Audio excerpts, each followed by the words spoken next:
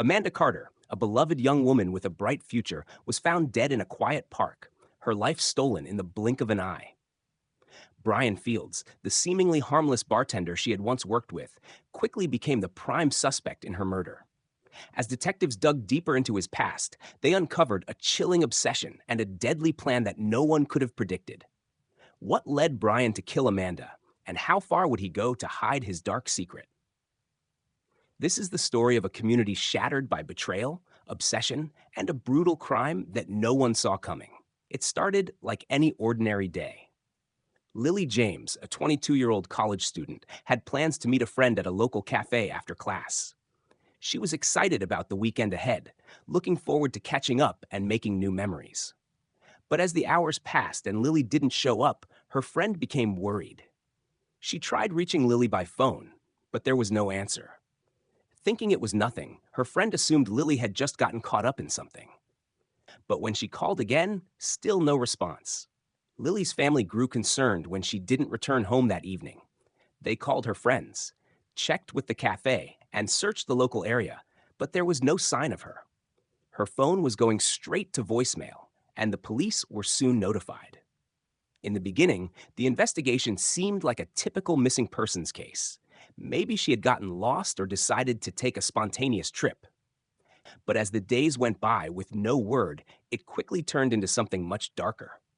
The police started their search, focusing on Lily's daily routines and places she frequented. Her social media accounts were analyzed, and family members were interviewed. Everything seemed normal in Lily's life. She was a good student, well liked by her peers, and had no known enemies.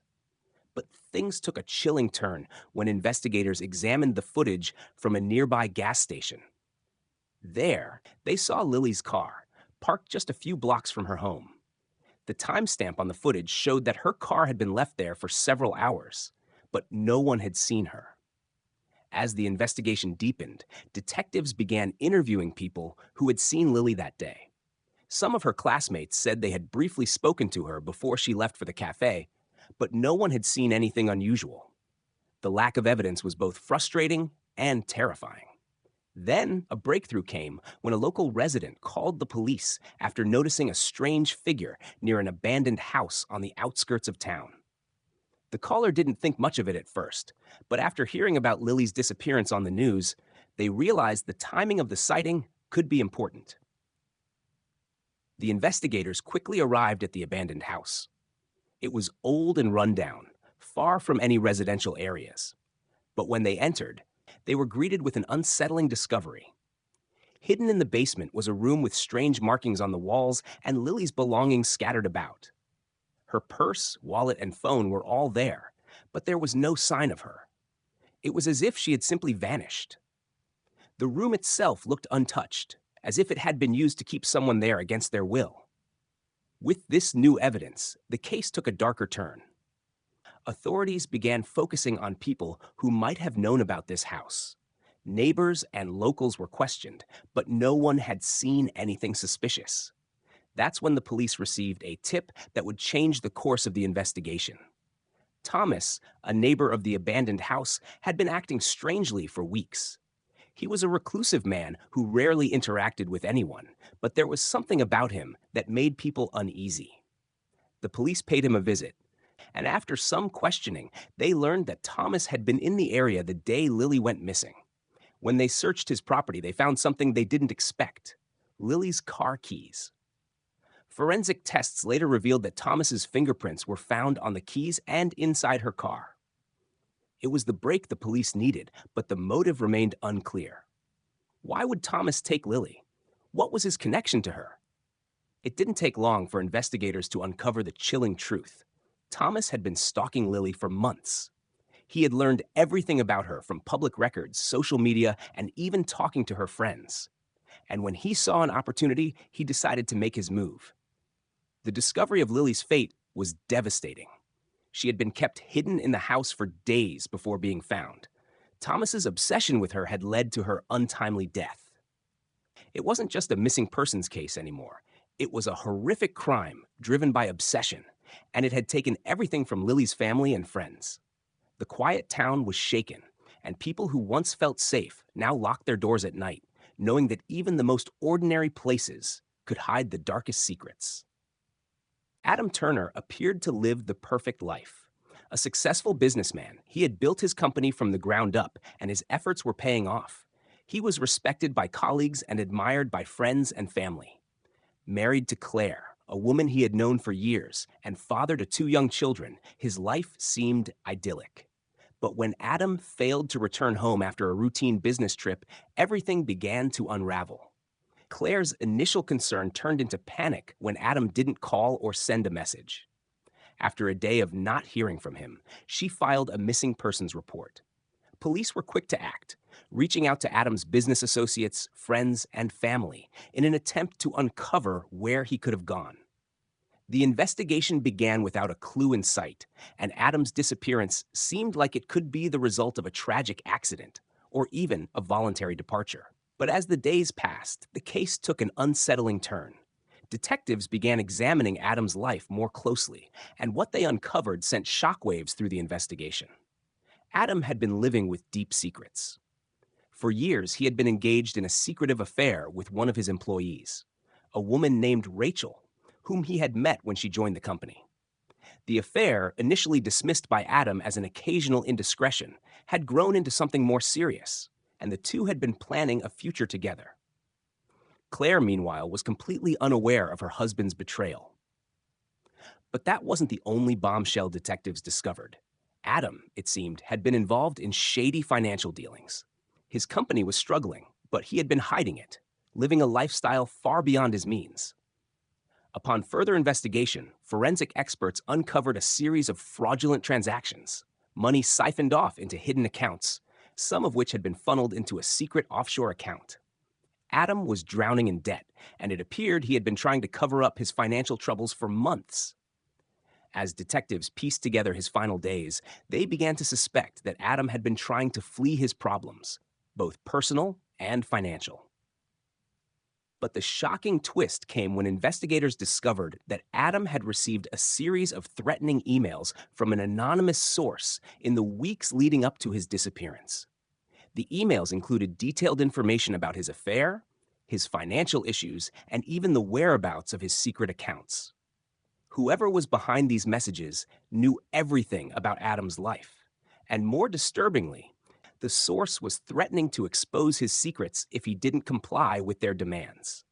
The police eventually tracked the sender of the messages to an untraceable email address, but that didn't provide any immediate answers.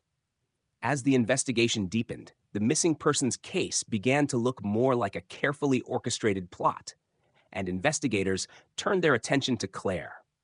It was then that they discovered something chilling: a conversation recorded on a hidden camera in the family home between Claire and Adam.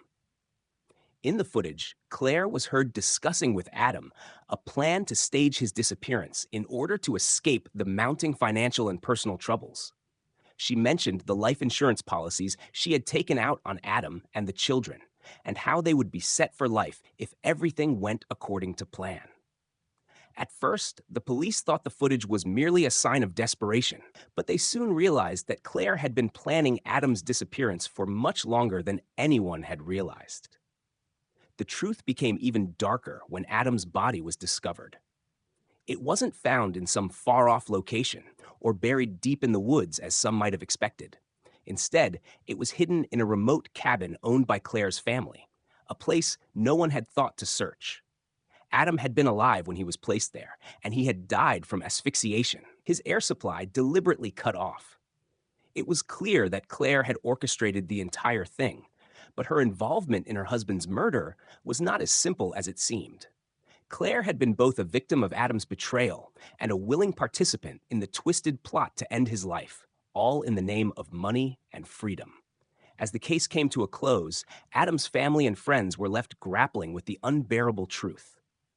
The perfect life Adam had built had been nothing but an illusion, and the woman he trusted most had become the instrument of his demise. The small town that had once looked up to him was left reeling, shaken by the revelation that even those who appeared to have it all could be hiding the darkest secrets. The investigation not only uncovered a web of lies and deceit, but also exposed the heart-wrenching truth about how greed and betrayal can tear lives apart. Madison Burke was a bright and ambitious 18-year-old who had just graduated from high school. She had a bright future ahead of her, full of hope and excitement as she prepared to start college in the fall. Everyone who knew Madison described her as warm, friendly, and intelligent. She was always the first to offer help and the last to leave when a friend was in need. Her life was everything a young person could hope for, and her family was incredibly proud of her achievements. But just a few weeks before her first day of college, Madison vanished. It wasn't like her to miss a meeting, let alone disappear without a trace. The evening she went missing, she had planned to meet her best friend, Megan, at the mall for a quick shopping trip. But when Megan arrived, Madison was nowhere to be found. Thinking Madison had gotten held up, Megan waited for hours, but there was still no sign of her. When Madison didn't return home by nightfall, her parents knew something was terribly wrong. The search for Madison began immediately. Her parents, frantic and desperate, contacted the police and started canvassing the area. Friends and family joined in, reaching out to anyone who might have seen Madison or heard from her. But no one had. Her phone went straight to voicemail, and there was no sign of a struggle. It was as if Madison had simply vanished into thin air. The investigation took its first major turn when police examined Madison's social media accounts. What they found raised suspicions. In the weeks leading up to her disappearance, Madison had been communicating with someone online, a person she had met in a chat group for students about to attend college. The individual, who went by the name David, had messaged her several times, often in private, and their conversations had started to become more frequent and more personal. Madison had even mentioned to her friends that David was someone she was considering meeting in person, though she had expressed some hesitations about it. The police soon learned that David was not who he claimed to be. The profile picture he used wasn't his own. It was taken from a stock photo website, and when they traced the IP address, it led them to a nearby town. As the investigation deepened, authorities learned that David was actually someone much closer to Madison than anyone could have imagined. Her high school teacher, Mr. Kyle Westbrook. Westbrook had been working at Madison's school for several years, and though he was well liked by students, he had always maintained a distance. At first, no one suspected that he could be capable of something as heinous as kidnapping, let alone murder. But as detectives pieced together the details, it became clear that Westbrook had been grooming Madison for months. He had gained her trust, and over time manipulated her into believing that they shared a special connection. Westbrook's obsession with Madison grew steadily, and by the time they arranged to meet in person, he had already developed a disturbing attachment to her. Madison, unsure of what to do, had confided in a friend about meeting Westbrook. But ultimately, she chose to go through with it, hoping that her concerns about the meeting would be proven wrong. The night she went missing, Madison had agreed to meet him at a secluded spot on the outskirts of town. What she didn't know was that Westbrook had planned the entire encounter, not to form a relationship, but to control and manipulate her. When police eventually located Westbrook's home, they discovered an array of disturbing evidence. His computer contained hundreds of messages to Madison, and a closer inspection of his phone revealed that he had been tracking her movements for weeks. He had also been using fake identities to convince her to meet him, preying on her innocence and desires for companionship. Westbrook had told Madison that he was a fellow student, and she believed him. The shocking truth came to light when investigators found a hidden room in Westbrook's basement where Madison had been kept for days. She had been lured there under the false pretense of a meeting between two like-minded individuals. But once there, Westbrook held her against her will, trying to break her spirit. Despite her attempts to escape, Madison had tragically succumbed to the emotional and physical toll of the situation. She had fought bravely, but in the end, Westbrook's obsession with her proved deadly. In the aftermath of the case, the community was left in shock, struggling to reconcile the man they had trusted as a teacher with the monster he had become. Madison's death wasn't just the loss of a bright young woman with so much potential. It was a tragic reminder of how easily trust can be manipulated by those in positions of power. The investigation left Madison's family heartbroken and angry, demanding justice for the young woman who had been taken far too soon. As for Westbrook, his actions would forever haunt him as he faced the full weight of the law for his crimes. The case would remain one of the most devastating for the town, a story of trust betrayed and a life lost at the hands of someone she had once believed could be trusted. The Miller family had always been the picture of suburban bliss. Paul and Heather Miller, both in their early 30s, had two beautiful children, Lily and Jake, who were full of energy and joy. The Millers had a charming home on the outskirts of the small town of Brooksville, where they were known as the ideal family, hardworking, kind, and always involved in community events. Paul ran a successful construction business, while Heather worked as a nurse at the local hospital. Their life seemed perfect, and from the outside, they had everything anyone could want.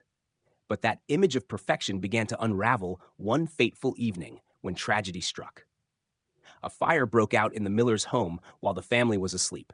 Heather and Paul survived, but their children didn't make it out in time. Lily and Jake perished in the blaze, and the entire town was left devastated. It seemed like a tragic accident, faulty wiring, an unattended candle, or some other cause.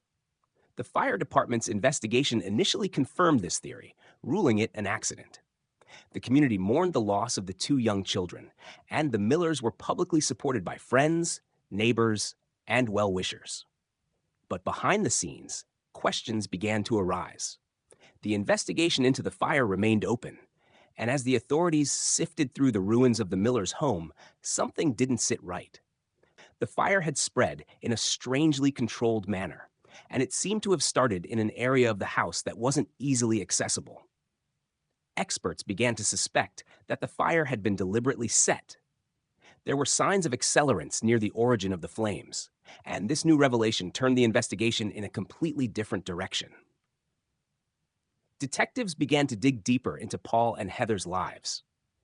The initial shock of the tragedy had faded, and now people were asking questions that no one had dared ask before. Had the Millers been struggling? Was there something more to this fire than a random act of fate? The more investigators learned, the more they began to suspect foul play. The couple's finances, which had once seemed stable, revealed a different story. Paul's construction business was deeply in debt. He had taken out several large loans that he had been unable to repay, and his attempts to save the business by cutting corners had only worsened the situation. As the investigation continued, it became clear that Paul Miller had been desperate, and he had seen the fire as a way to collect the substantial life insurance policies he had taken out on his children. Investigators discovered that Paul had recently increased the coverage on his children's policies, making it seem even more suspicious in the wake of the fire. The financial pressures were mounting, and it appeared that Paul had come up with a tragic solution to escape his troubles. But the most shocking discovery came when authorities uncovered a hidden camera recording from inside the Miller household. In the footage, captured several days before the fire, Paul and Heather could be seen discussing the fire in a calm and methodical manner. They talked about how everything was going according to plan and how the life insurance money would be enough to cover their debts and allow them to start over. Heather seemed hesitant at times, but Paul reassured her that this would be their only way out. The camera footage painted a chilling picture. Paul had been plotting the death of his own children in order to collect the insurance money. It was a well-executed plan, and the couple had been willing to sacrifice their children's lives for their own financial gain. The truth was a bitter pill to swallow for the town. The Millers had once been held in the highest regard, and now they were revealed to be responsible for one of the most horrific and calculated murders imaginable. As the evidence mounted, it became clear that the fire had been intentionally set. Paul had orchestrated the entire thing, while Heather had reluctantly gone along with his plan. Both were arrested and charged with the murders of their children, and the community was left in shock, struggling to comprehend how two people who had seemed so normal could commit such a heinous crime. The Miller family's tragedy was no longer just the story of a devastating loss. It had become a tale of betrayal, greed, and the cold calculation of two people who had let their financial troubles drive them to unspeakable lengths. The once tight-knit community of Brooksville was forever changed, and the residents would never look at the Miller family's house the same way again. It stood as a grim reminder that even in the most seemingly perfect lives, there can be darkness lurking just beneath the surface, waiting for an opportunity to reveal itself. The town of Silver Springs had always prided itself on its sense of community. People knew each other's names, children played in the streets, and neighbors offered a helping hand whenever it was needed. It was a place where families felt safe, and everyone believed in the good of others. But that sense of security was shattered when the body of a young woman, Amanda Carter, was discovered in a nearby park. She was just 24 years old, with a promising future ahead of her. She had been missing for a week before her body was found, and the news sent shockwaves through the small town. Amanda had been working as a waitress at a local diner, known for her infectious smile and kind heart. She was a familiar face in town, someone who always took the time to stop and chat with the regulars. Her disappearance had initially been met with concern, but no one imagined it would end so tragically. The police had been working tirelessly to find her, but there were no signs of a struggle or any clues that would lead them to the person responsible. It wasn't until a tip came in from a local resident that the investigation took a dark turn. The tip came from a man named Bryan Fields, who had been a part-time bartender at the same diner where Amanda worked. Bryan had always been friendly with Amanda, and many people had assumed that he and Amanda had a cordial relationship. But as detectives spoke with him, they began to notice inconsistencies in his story. Bryan claimed to have seen Amanda the night she disappeared, but his timeline didn't match up with the evidence. His alibi was shaky, and when they dug deeper into his background, they uncovered a troubling history. Bryan had a criminal record, one that included several incidents of harassment and violent behavior. He had also been fired from multiple jobs for inappropriate conduct with women. The more detectives learned about Bryan's past, the more they began to suspect that he might have been involved in Amanda's death. They brought him in for questioning, and during the interview, his demeanor was unsettling. He seemed nervous, defensive, and at times dismissive. When asked about his whereabouts the night Amanda disappeared, his answers became more vague. It was clear that he was hiding something, but it wasn't until forensic evidence came back that the case truly began to unravel. DNA evidence found on Amanda's clothing and in Bryan's car confirmed that the two had been in close contact before her death. The DNA matched Bryan's, and when police examined his car, they found traces of Amanda's blood on the seat. It was enough to charge him with murder, but what detectives still couldn't understand was why Bryan had done it. What had driven him to kill someone who was, by all accounts, a kind and friendly person? The investigation revealed a chilling motive. Bryan had been obsessed with Amanda for months, although she had never returned his feelings. He had been attempting to manipulate and control her through his actions, sending her unwanted texts and showing up uninvited at the diner where she worked. Amanda had repeatedly rejected his advances, but Bryan didn't take the rejection well. He began stalking her, showing up at her house, and making increasingly disturbing comments about their relationship. Amanda had confided in her friends and coworkers about his behavior, but no one ever thought it would escalate to violence. The night of her disappearance, Bryan had lured Amanda into his car under the guise of offering her a ride home after work. Instead, he took her to a secluded area where he tried to force himself on her. When Amanda fought back, trying to escape, Bryan lost control and violently attacked her. The autopsy revealed that she had been strangled, and the brutal nature of her death shocked even the most seasoned detectives. As the investigation concluded, Bryan was arrested and charged with first-degree murder. He was eventually convicted and sentenced to life in prison without the possibility of parole. The town of Silver Springs, once known for its peace and tranquility, was forever scarred by the tragedy. Amanda's family and friends were left heartbroken, struggling to make sense of the loss of someone who had been taken so senselessly. They would never get to see her dreams fulfilled, and the community would never be the same. For the people of Silver Springs, the case served as a painful reminder of the darkness that can sometimes hide beneath the surface. What seemed like an ordinary town, where everyone trusted one another, was now a place where fear lingered in the air. The death of Amanda Carter was not just the loss of a beloved daughter, sister, and friend. It was a wake-up call that no one, no matter how familiar, is ever truly safe.